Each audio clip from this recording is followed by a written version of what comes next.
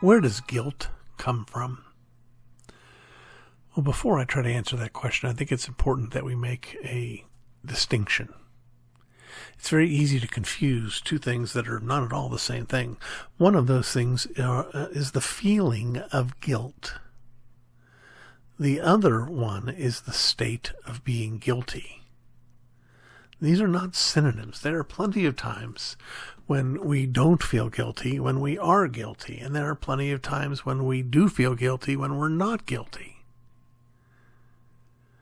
The problem is that we conflate them, and then we don't know what to do. The reality is that guilt, real, actual guilt, not just guilt feelings, real, actual guilt comes from disobeying God.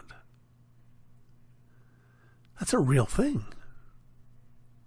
And by the way, even if you don't believe in God, you still have actual, genuine guilt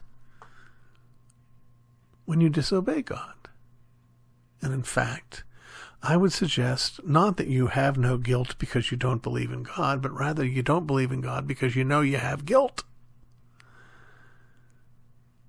We all have guilt. It's as simple as this to make sure you understand the reality of it. You don't have to compare your life to God's standards to know that you're guilty. You don't have to compare your life to my standards or any Christians or the church's standards to know that you're guilty. All you need to do to know that you're guilty is to compare your standards with your life. We are all such sinners that we can't even keep the law that we make up for ourselves, which is why we're all guilty. So what do we do with our guilt? Well, that's not the right way to ask the question. What should we do with our guilt? Well, the first thing we need to not do is deny it, hide from it, run from it. The first thing we need to do is acknowledge it. I am guilty. The next thing we need to do is acknowledge that there's nothing we can do to wipe away that guilt. You know, if I am unkind to someone, and in my guilt I sell everything I have and give them every penny I have, the pain will still be there. I'm still guilty. I haven't overcome it. If I hurt somebody emotionally or physically, and I cry and weep and moan and express my sorrow, that's not going to fix anything. It's not going to undo the reality of my guilt. Denying it won't help. Affirming it is only one step in the right direction, because you can't fix it. But there is one who can.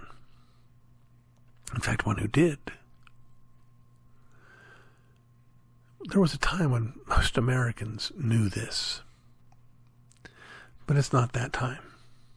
The truth is that Jesus